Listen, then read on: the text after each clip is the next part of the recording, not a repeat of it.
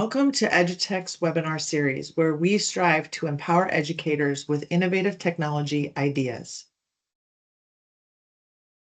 Welcome, everyone. We're so excited to have you here on our next episode of our EduTech webinar series.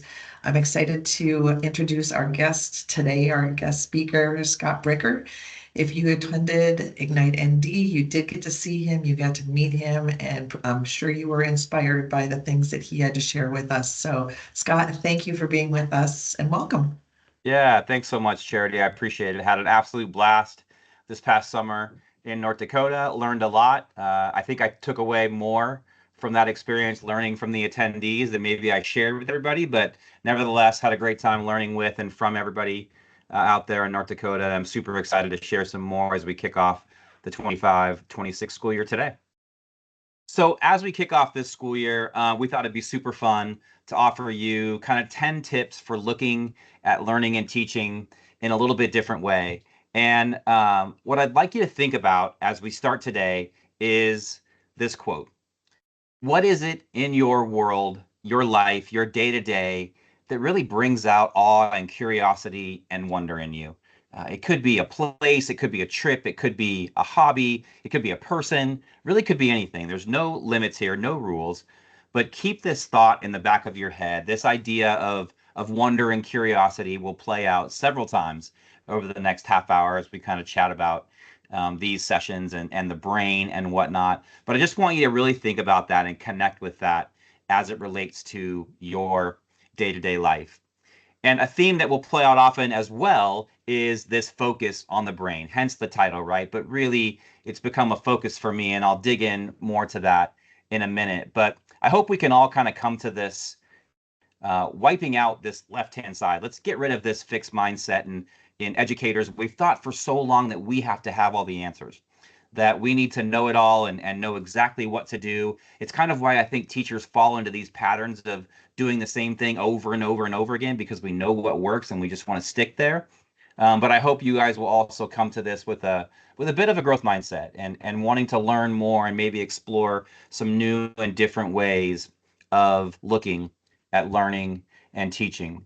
So I mentioned my passion for the brain, and those of you who were with us in Bismarck this past summer certainly saw that in some of my sessions. And I wanted to share just a brief history kind of my journey and how I got here before we dive into these tips, because the brain to me is fascinating. It is the most amazing thing I've ever studied or learned about in my life. And full disclosure, I am not a neuroscientist. I have not spent hours in labs doing brain research. I haven't published any studies, but I've learned a ton. And if I can learn about it, you all can too. And truly, it's transformed how I look at learning and teaching. And one of the things that kind of opened my eyes to all of this is I started to think about these scenarios. We would never build a house or an add-on or do anything to our house with a contractor that had never studied engineering and forces and things of that nature. We certainly wouldn't take our car to a mechanic who had never studied the engine. And I know for a fact, neither you nor I want to go into open heart surgery with a doctor or surgeon who had never studied the body extensively, right? That just wouldn't make sense. And yet we continue to put students in classrooms across the country with teachers who have never studied the brain. And maybe you, like me, maybe you had one class. I find that a lot. I've done some research into credentialing across the country, and that's often what happens is we take one class, early childhood development, very early on in the credential program, and then that's kind of it. We never circle back and focus on the most important thing in learning and teaching, and that is the development of the brain. So as I was kind of discovering all this and reading books, and I'll get back to some books that I'll recommend for you all at the end, but as this was happening about 10 years ago in 2015, my wife Megan and I had our first son, Carter. And Carter is really at the center of all of this for me because I got to see learning from day one. And those of you who are parents and educators know this. You don't have to be a parent to be a great educator, but when you are a parent, you see learning in a different way because you see it all day, every day from day one, right? Touching sand for the first time, discovering their feet, all these new firsts that happen in learning with kids. And you see a lot of learning examples like this, like the joy and wonder of experiencing the world and finding out what things are. And I wanted to see that in my classroom. I began to crave this kind of excitement that I saw from Carter. Now, full disclosure, Carter was not always that excited. We did have moments like this, right, where he wasn't very excited. We told him he was going to be a big brother for the first time, and we captured this photo, and I just thought it like perfectly encapsulates what happens when the older sibling finds out somebody else is invading their space. But thankfully, we don't see this too often from Carter and both our boys at this point, who are now great friends. Which, well, I shouldn't say great friends. They fight like brothers, but to be expected, right? But I wanted to see more of this. I wanted these authentic, just amazing learning experiences in my classroom where we love life and we just explore and take things in. Quick side story: that picture on the right is Carter and I walking across the Golden Gate Bridge.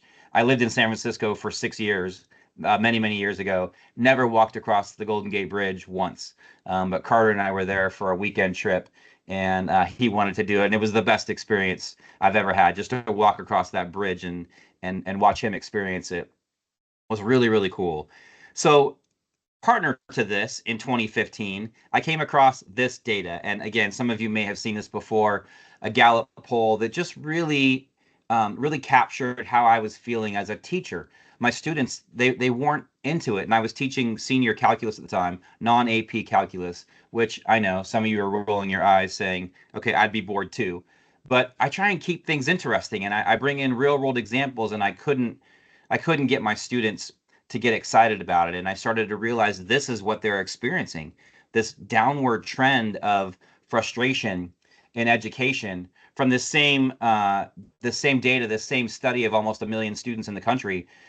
Look at that last line and the percent of students that are reporting that they're actively disengaged. A third of my high school students were seeking out other impulses and interests and stimuli in the classroom, actively seeking it out. And that began to really open my eyes to, oh my gosh, this is what's happening. They're just bored with school. And I've used these next two comic drawings many times. I kind of think this is still where we are. We're trying to fit every student, into the same hole, and what we end up doing, I think, oftentimes is kind of sucking the life and creativity out of them. We're trying to feed everybody the same curriculum, the same assessments, the same steps, and especially when it comes to assessment, which I'm super passionate about. This is it, right? This is it. We have students of all types, all levels, all backgrounds, and the assessment is the same. And certainly, as you see in this image, not always fair, right? This is not a fair assessment of what these animals have learned, to expect them all to be able to climb that tree. To a varying degree, they're going to find levels of success and, in some cases, great frustration in all of that. So anyway, just as background, that's what made me realize we just kind of have this awful learning process, AWFUL. It's frustrating for a lot of our kids, and they can't find the connection. And what I wanted was what I was seeing from Carter.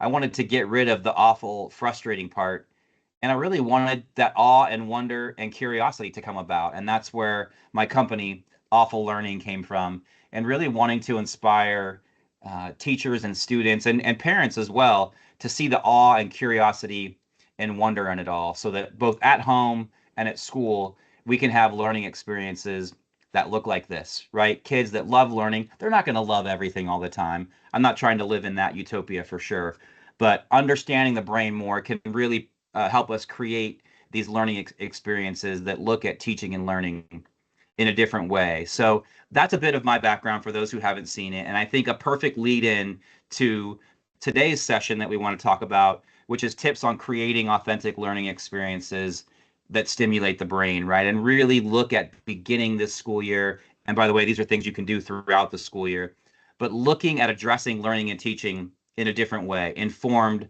by the brain. So I'm going to share 10 examples with you, talk about each, and also share the neuroscientific connection to it. Give you some tips on how this all connects, what the brain looks like, and then you guys can go down that rabbit hole beyond. There's plenty of wonderful information on the internet that helps to support this. So, kicking it off, the first thing I wanted to talk about is really looking at critical thinking and problem solving. This is a screenshot, if you're familiar, PhET simulations, excuse me, out of the University of Colorado. These are amazing, amazing interactive um, problem solving scenarios that really require students to do some critical thinking and the visuals that come with them.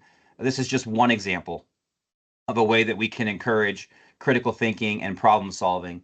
But this is so critical to the brain, right? And here's just a few examples of how we can instill this in our students. Coding, robotics. I work at a STEAM school right now, and to watch the learning happen when you allow kids or when you create space for students to problem solve and be able to think critically in a safe environment where they aren't pressured to get the right answer right away.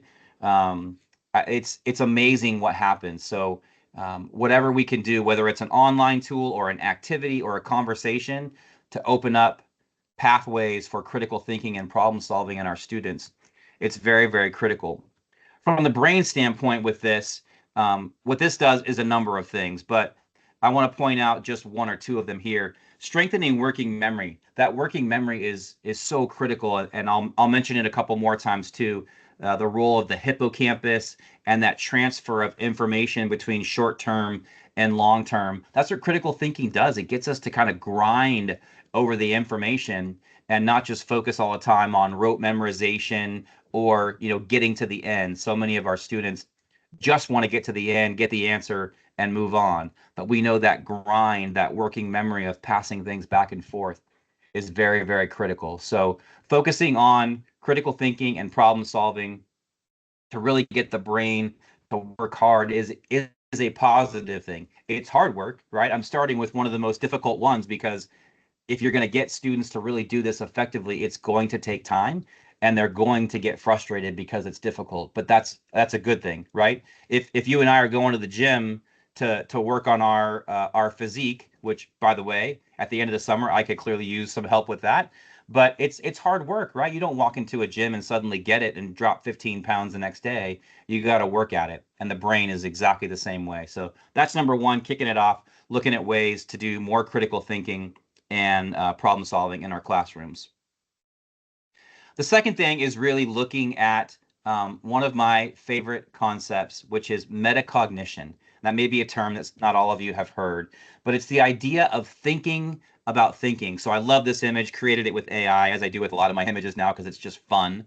But getting students in a classroom where they are thinking about thinking, not thinking about getting the answer, not thinking about knowing what's going to happen, but just thinking about thinking. So how do we get to that? How do we encourage students to focus more on metacognition? One of my favorite ways to do that is portfolios. And I put digital portfolio in here. Certainly technology does not have to be a piece of it. You could do a physical portfolio as we've done for years in the arts and things like that.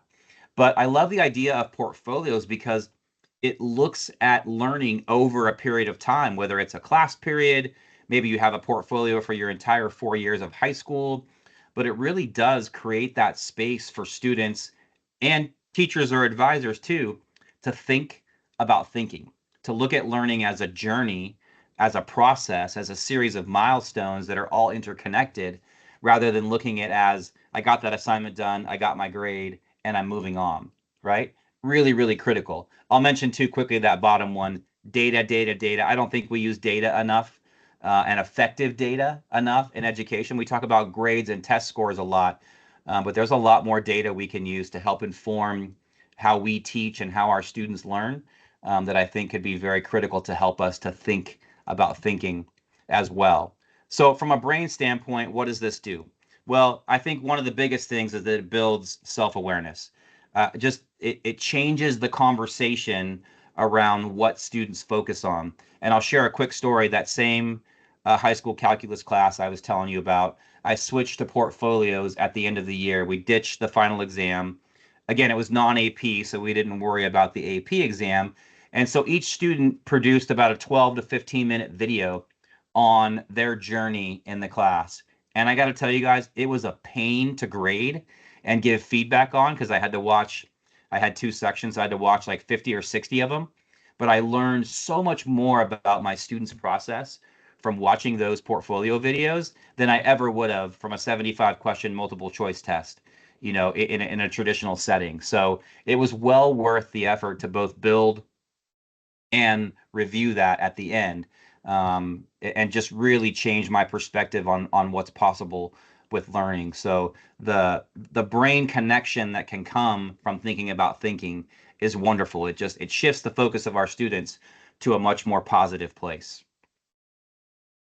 All right, number three. This is a super tough one, but we are living in a crazy, crazy time with social media and the internet and artificial intelligence, and the amount of information that's out there is really overwhelming. And so this is number three, encouraging you to find ways, again, not just at the beginning of the school year, but certainly throughout, where we focus on information and digital literacy. Our students are going to have to, and are already, navigating a world unlike anything we've ever seen.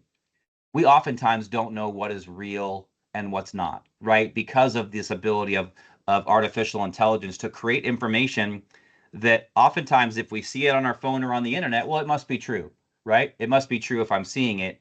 And obviously, I'm sure many of you have seen videos come across your feed from Instagram or others where you're like, oh my gosh, that cruise ship crashed into a zoo. Well, no, it didn't. Like, somebody created that, right? Artificial intelligence created that. But you have to pause for a second. And so if we have to pause as adults, imagine what our students, whose brains are not fully functioned and developed yet. Remember, the brain doesn't fully develop until mid 20s. Certainly they have to focus on that as well. So we need to provide them with those experiences of being able to analyze data, looking at AI in a different way, and even looking at student work examples to help identify what is authentic, what is real, and what is not, to be able to do that critical thinking and problem solving and some of the other things that we're talking about. I recognize this is really, really difficult. It gets harder and harder every day, and it intimidates me a little bit thinking about it, but it really does help us. And obviously, it will change the lives of our students. And the one I wanted to call out here with the connection to the brain is that last one there, filtering mechanisms. Like, as we're helping our students look deeply at information literacy and digital literacy, it's helping their filter. They're filtering out all the bad stuff to be able to focus on the real, authentic, true curriculum and true information. And that's just a critical development process of the brain in general, even if we weren't in this AI age where information's coming at us, a mile a second. But really strengthening those filters for our students to be able to do that critical thinking, that first one and this one really have a strong connection to helping our students develop and helping us transform and reimagine what learning and teaching look like. All right, the next one. This has been important for a very long time, and I love this image. I thought about creating an AI one, and I found this a couple years ago. If you're a Simpsons fan, even if you're not a Simpsons fan, we all know who Bart is and the trouble that he used to get into. But communication has changed drastically, right? With our ability of how we can communicate, how often we can communicate, and it's as critical, I think, as it's ever been. So how do we encourage this in our students, where it seems easier and easier every day to just fire off a text or post online from some handle that's not our real name and nobody knows who we are? How do we get back to building that human connection and being effective communicator, because we know that's not going to go away? Those skills are not going to just disappear. One of the activities I wanted to point out here is that very top one, digital storytelling. I'm a huge fan of Book Creator. I wish I got an opportunity to use it more often, but tools like Book Creator, and by the way, I'm not sponsored. I don't mention these companies or these apps for any reason other than I like them and I have seen them create successful learning opportunities for our students and teachers. But if you haven't seen Book Creator, check it out, or other apps and opportunities just to allow students to tell stories, right? To communicate ideas, share their journey, share their process.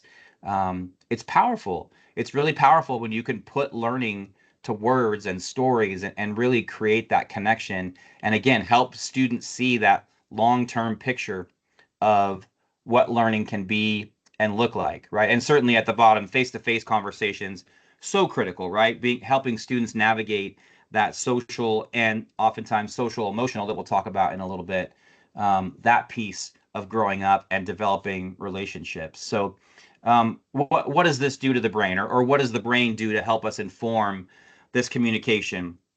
One of the things I like the most is when you teach a young person to communicate, and we've all seen it. We've all seen like that 9-year-old that walks into a room and can talk to anybody, and you're like, "What are you 9 or 29?" It's amazing. It's eye-opening, and it really does. Effective communication builds that self-confidence. It really builds that ability for you to know, like, okay, I know what I'm talking about. I can communicate. I can share my words. That works in relationships and one-on-one conversations, and certainly it works in demonstrating my knowledge in a course or across a grade level. So being able to create those opportunities for allowing students to tell stories and building that self-confidence just stimulates the brain and helps a student grow in a very, very unique and powerful way. So the more opportunities we can create for that, the better. All right. How are we doing? This is a lot, right? This is a lot. And certainly you don't want to think about taking all of these on at one time, but hopefully this is beginning to create ideas in your head of ways that you as a teacher, or maybe you're a trainer, that you can kind of take these things back and inspire some of these activities instead of just going into the classroom and doing the same worksheets and, same independent study and things that we often do in schools. And hopefully that's not happening in your school, but if it is, hopefully this is kind of getting the ideas going of how we can do different. All right, halfway point. Now we want to talk about something really, really near and dear to my heart, the SEL piece of this, right? Social emotional learning, emotional regulation, and just managing all these emotions. It's really hard, y'all. It's really, really hard, especially with all the stimuli from social media and everybody has an opinion now. It's really, really difficult to navigate that. And our students certainly are feeling that as well. A quick plug for a book, again, that I have no connection to other than I find it interesting. The Anxious Generation by Jonathan Haidt. If you haven't read that, talking about the effects of social media on our kids, fascinating read and something I think we all need to think more about. Why is that important? All of these things right here, and how can we do it? Mindfulness, emotional regulation. I'm a big, and I know Charity is too. We love the Microsoft platform, the Reflect app. If you're a Microsoft school and you use Teams or any of those tools, the Reflect app built into Microsoft Teams is fantastic. Asking questions of your students, finding out where they are, how they're feeling, where they are with assignments, or just how they're feeling about their day, really does a great job of helping students attach words. And they even have little feelings monsters. They're just like the most adorable thing ever. But attaching a picture to how they're feeling. What does angry look like? What does anxious look like? What does happy look like? Right? And helping kids have a healthy relationship with expressing those emotions is really, really critical. Where does that come from in the brain? Well, it's the most important part, right? If we are dysregulated, if we can't manage our emotions, we can't think clearly. I always describe this scenario when we get frustrated. The brain is not a muscle, but it acts like a muscle. If I get frustrated, my brain tenses up, right? If I'm anxious or mad or really, really sad, the brain like tenses up, almost like I'm holding my arms stiff. I have no ability to move. And that's what happens emotionally in our brain. If we're dysregulated or really kind of off kilter, then the information's not going to flow. So we really have to help our students. And maybe some of you can think of an example of a student who goes through this, who struggles with managing their emotions. And I'm certain that you've seen those challenges play out in terms of them struggling with learning, right? Maybe they're acting out in school, or they're not doing well, not performing well on assessments because of that emotional dysregulation. So we really want to help our students manage their emotions better. Again, in a world that is crazier than ever in terms of the impact the outside world has on all of that. All right, next up, kind of along those same lines, if we're helping our students better regulate their emotions for themselves, we certainly want to extend that to building relationships with our peers. So, this idea of empathy and understanding the emotions of others is also very, very critical. How do we do that? We have to give students perspective And we have the ability to do that so much easier than ever. I won't give away my age, but I grew up in an age where we didn't have that global perspective. I couldn't pop onto the internet and walk down the streets of Italy, on the internet because we had Google Maps. It wasn't a thing. But our students have this ability to have a global perspective that, like, unlike anything we've ever seen before. And we need to take advantage of that. So we need to provide them opportunities to think outside of their own box, whether it's meeting new friends, exploring new cities and states in the country, exploring other countries, other religions. If you're at a faith-based school, or you can talk about that, just getting this global perspective really helps you become more empathetic and understanding that, okay, like Scott was really angry today, but maybe there's something else going on. Maybe I shouldn't be so quick to judge. And that's really important with the brain, because I think it's very easy just to jump right to judging and drawing a conclusion about something that may not be true. Why is that critical in the brain? Well, it really helps form relationships. We as humans, we are designed to connect with others.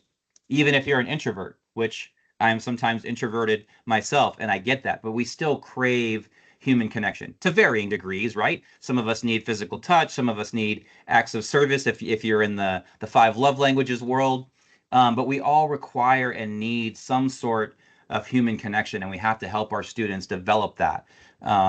Not only in themselves, but by understanding the perspective of others around them. So I love this last one, this idea of neurons. Excuse me, mirror neurons. That's a mouthful. Mirror neurons in the brain are what help us. It's kind of does exactly what you think it would. What does a mirror do? It gives you a reflection of what's on the other side, right? And that's kind of what those neurons in the brain do. They help with that perspective of what's happening across the table, whether it's a person or a scenario or a place, and really helps the brain develop that perspective. So super, super interesting and critical to this idea of developing the brain. All right, coming down the home stretch, number 7 here. Um, this is near and dear to my heart. I coached basketball for a long time.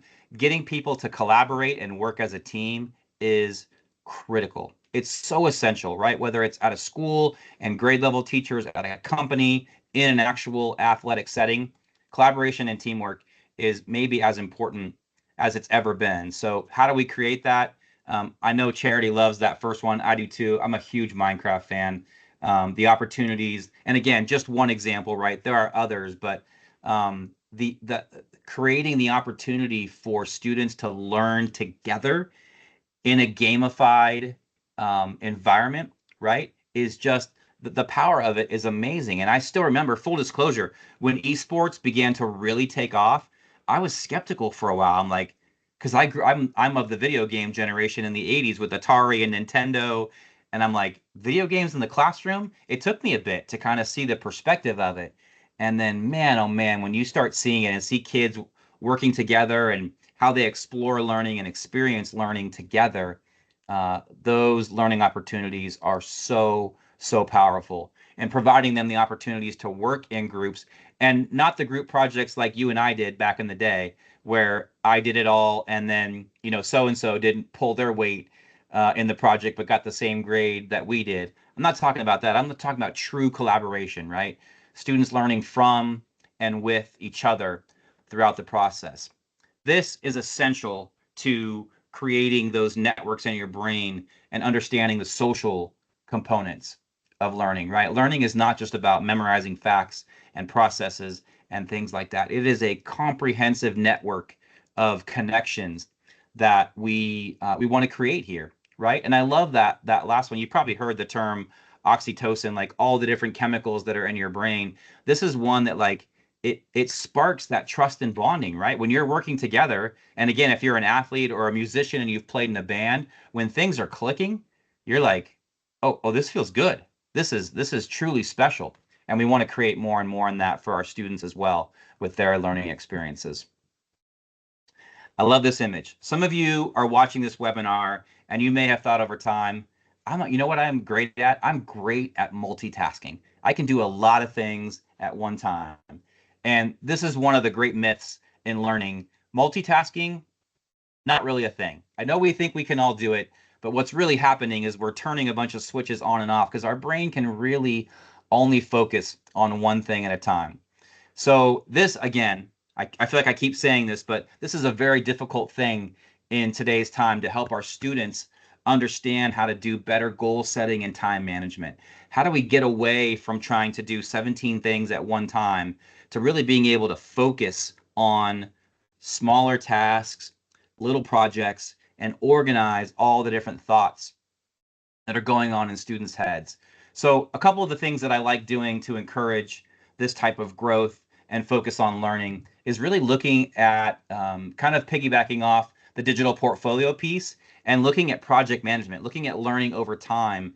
And instead of having one assignment one day that's due tomorrow, try and looking at it as a unit that students have to budget time over a week or a month or maybe even a semester. I love using OneNote for that. Again, I've worked at Microsoft Schools for a long time, but any ability to bring documents and learning together, really, really powerful. And I love getting students to write too, journaling, writing down thoughts and emotions and things that are happening, again, to tell that story over time. Hopefully, you're seeing some of these elements repeat. There's some common threads throughout of all of this. So, why is this so critical? Number one is executive function, right? That part of the brain that helps us develop executive function is so critical. And oftentimes, and I know for years, I didn't know what I didn't know. So I didn't focus enough on this with my high school students. I just assumed that they knew how to take notes and organize their thoughts. And the truth is, we don't teach that, right? So they go their whole lives not knowing the best way to take notes or how they study or what they're learning, their top learning styles are, and how they can access all the different learning styles. So we have to do a better job of helping connect the dots for this and giving them the awareness of the importance of that so they don't try and multitask. They're not like on their phone watching a YouTube video and studying for the history quiz. It's not going to go well, right? It's not going to go well. But we have to teach them about that and why that, what's happening in the brain to kind of prohibit that from what they think is really successful studying behavior, right? We've all seen it. And many of us have probably already done it too throughout our career as a high school student. I mentioned this one off the jump. I told you it would reappear as we come down with our last two tips here to kick off the year. But really, enforcing growth mindset is critical in our students. I'm certain you all have seen the example where a student comes to you and says, Mr. Bricker, I'm not a good writer, or I'm not good at math, right? They have that fixed mindset because they've been told, or somewhere along the way, they have this idea that they're not good at something. And we have to create more opportunities for them to be able to fail forward, a term I love, and not have it be so punitive. So they look at something and go, no, I'm tired of not being good at that, or having a perception of not being good at that. I'm going to go a different way. So a couple platforms that I'll post out. This is from my math world. If you're a user of Alex or IXL or any of these adaptive systems where I can answer questions and get instant feedback, and if I'm clearly not on the right path, it will kind of take me back a lesson or two, build back up my foundation, and then bring me forward again. It builds a tremendous growth mindset because I realize that learning is fluid, right? Learning is very fluid. It's not just one and done and move on like we see oftentimes. So creating those opportunities for students to be able to explore failure in a positive way and not shut down from it is critical to helping that brain grow over time. And again, student brains, adult brains, not fully developed until well into the mid 20s. What that hopefully brings about is a conversation around neuroplasticity. When I first heard this word, I was like, that's a mouthful. What in the heck does that even mean? And if you're not familiar, neuroplasticity is just this idea of the brain is always changing, right? It's the idea of us being lifelong learners at all times and constantly growing. Even as adults, our brain can still change, not to the degree that, students in K-12 or K-20 education can, certainly, but our brains are still changing, still growing, still developing. And that's why it's so important into our 50s and 60s and beyond that we're reading and staying active so that our brain doesn't turn to mush. And we definitely need to encourage that in our students. Quick side note, one of the things I'm kind of keeping my eyes on with AI is my concern about if we automate too many things, what does that do to the brain, right? If we just have all these magic buttons where AI performs a bunch of stuff, our brain's not getting a workout, right? And what happens to these guns when they don't get a workout? I mean, atrophy, right? If you're familiar with that term, like the muscles go away, and we can't have that in our students' brains and in our brains. We have to keep developing that and being aware of the importance of neuroplasticity and growth over time. All right, last but certainly not least. Oh, I forgot I put this in here. This is great. Think about, in terms of the transfer of information, think about your grandparents' phone numbers. And on the flip side, how many of you can tell me now the phone number of your 3 or 4 closest friends? I can't do it. I can't do it at all. But I can tell you both my grandparents' phone numbers, 722-5548, 757-0476. Those are my 2 grandparents' phone numbers. And why do I know that? I haven't called them in 30 years, right? But I had these rotary dial phones. For those of you younger folks, this is a telephone, right? Not an iPhone like we're also used to having now. But this idea of memory transfer, right? And the brain growing, we memorized those phone numbers because we did it over and over and over and over again. If we had just dialed it once and stopped, we would never remember it, right? But these rotary phones, it took you 4.5 minutes, it felt like, to dial somebody's phone number. But what it did is it ingrained that information in our brain. So we need to create more opportunities for that, to help that memory transfer, right? And help the development and neuroplasticity of that development of the brain moving forward. Okay, now, last but certainly not least, um, and and certainly one of the more critical ones that we've seen go away over time. We don't want our students to feel like this. We don't want students to feel like they're in a cage in a boring classroom, just stuck. And one of the things that I think has gone away too much is play and physical fitness. It seems to be one of the programs that often gets dropped in our schools. We cut recess because we need more time to prep for the test or what have you. And we've known this for a while, but we're finding out more and more the connection between the physical us and the mental us is incredibly strong. And we have to keep that up, right? We have to create opportunities to explore the power of play and exercise. It's amazing what happens in the brain, when the physical body is stimulated, right, by exercise and playing a game or going for a run or a walk.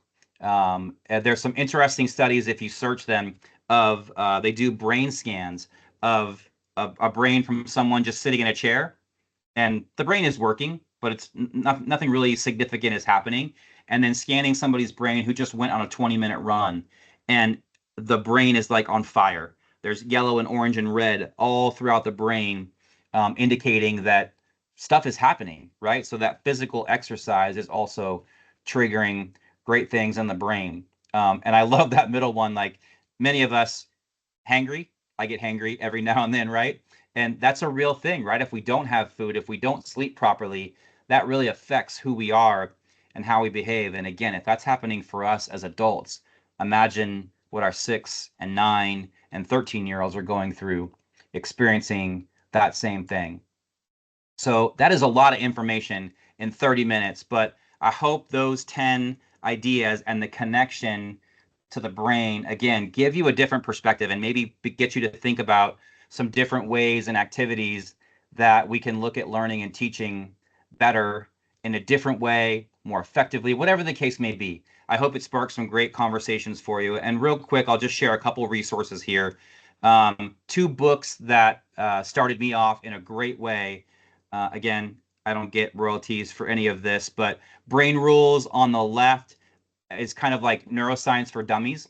It's a great little intro. It waters it down to like a really, really understandable level. If you want a little bit deeper read, a more scientific read, NeuroTeach on the right-hand side is fantastic. Both of these available on Amazon, and your local bookstore if you still like a physical bookstore, which I do too. These are great reads. Another great resource and a conference I love going to is Learning in the Brain.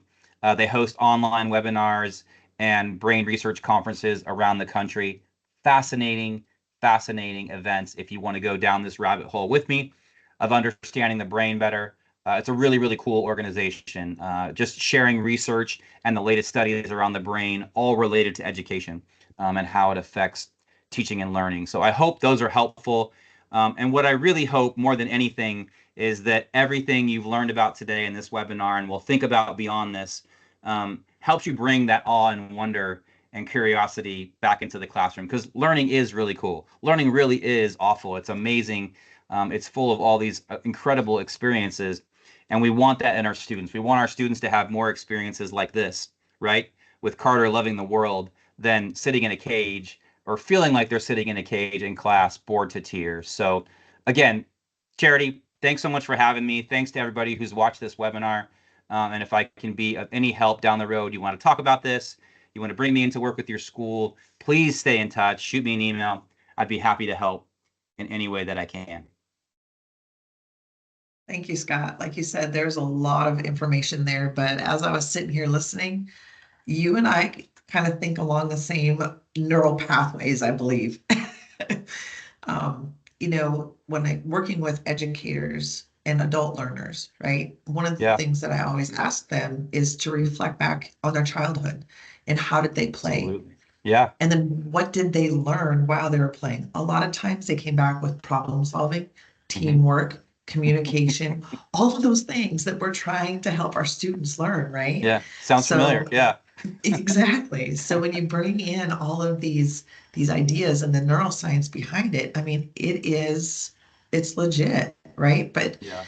as a teacher in a classroom nowadays, there's so many things that are put on our Agreed. plates as an expectation. How can we take this and not allow it to become one more thing that I have to worry about, right? Or one more thing that I have to do. And I love your idea of let's not take all of this and try and do it all at once. Right. It's that decomposition. When we talk about the four pillars of computational thinking, which we use every day, which is Yeah. a huge skill set for our students to have as well. Take that bigger picture and break it down into smaller pieces and focus on one. Yeah. And then once you get that, move on. This was amazing, Scott. I Thanks. love this. And I appreciate that you mentioned that too, Charity. And I'm glad you called me out in a sense, because I don't want this to be one more thing either, because I'm super sensitive to that. We've all been in and around schools where it's like, okay, here's the new curriculum. We all got to learn it. And I want to make sure that I mentioned these things can all be woven into what you're already doing, right? Granted, there's a learning curve and you've got to figure out what a PhET simulation is, or, how do I use IXL, or things like that. But these are things that don't have to replace something else. They can be woven through what you're Yeah. already doing to just have a more thoughtful approach to it. So again, I don't want to diminish the lift that it would take to begin to think this way. Um, but it's not a complete shift. It can be woven throughout for those that are, kind of want to go down this path. Yep. And I appreciate that too, Scott, because that's one of the things that we at EduTech do, right? We are here to support our educators in how to go about that process. So, Yep. that's something that we are absolutely willing and wanting to do is to, if you have no idea on how to do this, give us a call. We'll be glad to help you out however we can. Love it. Love it. But thank you so much, Scott. I hope you Thank have you. a wonderful day, a wonderful school year, and I hope that we are able to see you again in the future. Yeah, I would love to. Best of luck and best wishes to everybody across North Dakota and across the country, wherever you're watching this from. Sending you all the best for a wonderful school year, and look forward to seeing you all very soon. Great. Thank you, Scott. Take care.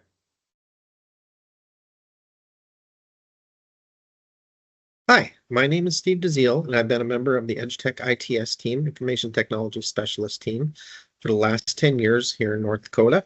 Prior to that, I was a business ed teacher at a small district here in North Dakota. On the slide you currently see, you'll see our website link and my contact information. If you need to reach out to me at any time, don't hesitate to contact me via email. You'll find other contact information on our website. Today, I just want to go over a couple small things, mentioning a new class that I am offering through code.org, and also a reminder of my upcoming roadshow for the NDA Plus state assessment. So I'm going to head out to the website really quick here. Okay, so you can see on the screen there, under the training area on our website, edgetech.nd.gov, under the training category, you'll see training options. You're going to find all of these different options under the cyber education and STEM offerings. Okay, once you get to that page, you'll see a class that just popped up. I just offered this class, Code.org AI 101 Self-Paced Online Workshop. If you click on that, you will see a description of what this class consists of. Being it a self-paced online workshop, you will receive an email at the beginning of the month on how to complete all of the coursework and where and how you get through all of the different modules and so on. And you will have the entire month to complete all of the assignments and so on that come along with the course. This course is free, so really can't go wrong there. And it will be worth 5 hours towards credit. Now remember, you need 15 hours of EdgeTech credit in order to claim a credit through NDSU. If you have further questions on how to go about doing that, don't hesitate to reach out and I can help you with further information on that.